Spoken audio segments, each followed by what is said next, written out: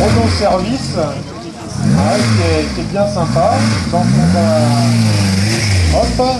Et alors, en témoin, vous remarquerez qu'il y a le modèle de la miniature d'époque. Hein. Donc on va attendre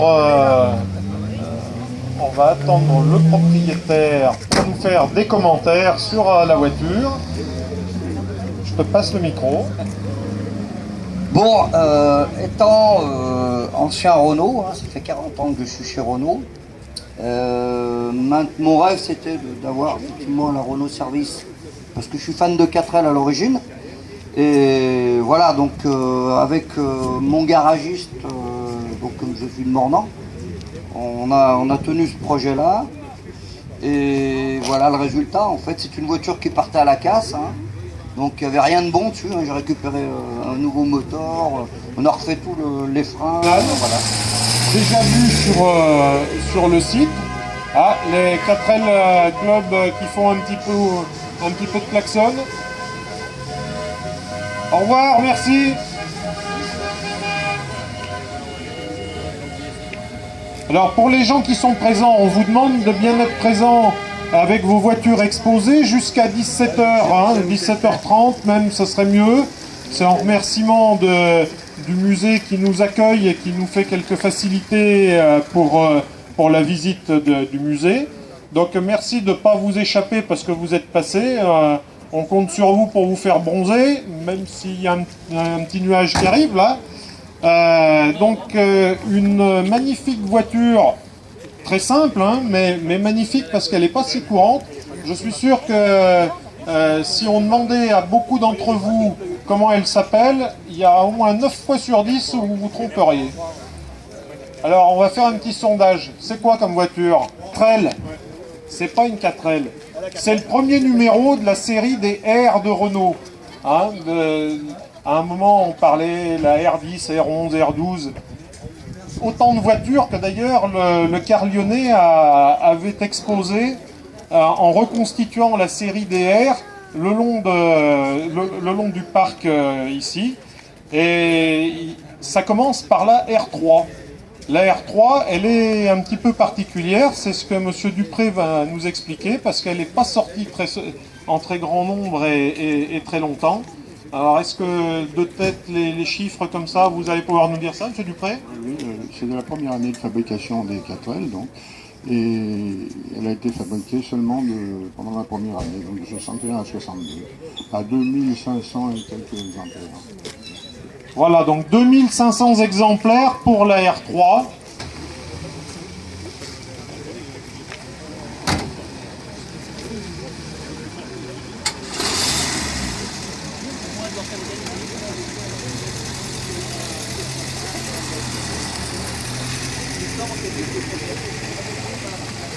Bonjour, bonjour. Alors, on change presque du tout au tout, là, hein, la voiture d'entrée de gamme au must de Renault de l'époque, et d'autant plus un must que c'est quand même une carrosserie spéciale celle-ci.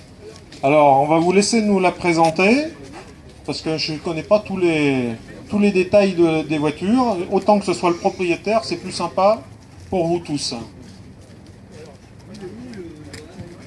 Oui, bonjour. Donc on a affaire ici à une 25 V6 Turbo, qui est une voiture de 1985, qui a été livrée en Belgique et suite à un accident sur le camion de livraison. Le pavillon a été endommagé à un passage de pont. Donc le patron de Renault Belgique a eu l'idée au lieu de la casser, de la transformer en cabriolet. Donc il s'est adressé à la société EBS, limite Belgique-Hollande, qui transformait déjà d'autres véhicules, qui a fait des Super 5 cabriolets qui ont été diffusés en petite série et qui transformait aussi pour Mercedes Prototype. Donc le résultat est devant vous. Donc c'est un modèle unique, hein, il n'a pas été récidivé a priori pour des raisons de coût. Voilà. Moi donc cette voiture est restée en haut de l'exposition pendant longtemps en Belgique. Elle est arrivée à Tarare chez M. Paul Garrel qui faisait du négoce de Renault avec Monsieur Perret, donc le patron de Renault Belgique. Et je lui ai racheté en 2000. Voilà. Présenter leur voiture peuvent encore le faire. On va avoir tout de suite une voiture un petit peu hors du commun, même si la base, elle, est courante. Hein. Alors, hop, hop là, comme ça nous laisse visible des auditeurs. Alors, son petit nom, c'est Bouton d'Or. Hein. Voilà. Alors, sur une base de 4L, tout le monde avait reconnu. On va laisser un petit peu la présentation. Donc c'est une JP4, hein, donc effectivement la société Car System, hein, qui est basée à Redon. À l'époque, Renault ne commercialisait pas ce style de véhicule. Donc c'est des collègues qui ont décidé de réaliser un cabriolet. Donc en fait à l'époque, dans les années 80, vous ameniez votre 4L, n'importe quel 4L, et vous en sortez une cabriolet. Donc ce sont des modèles qui sont très très rares. Celle-ci est restée 17 ans dans une grange.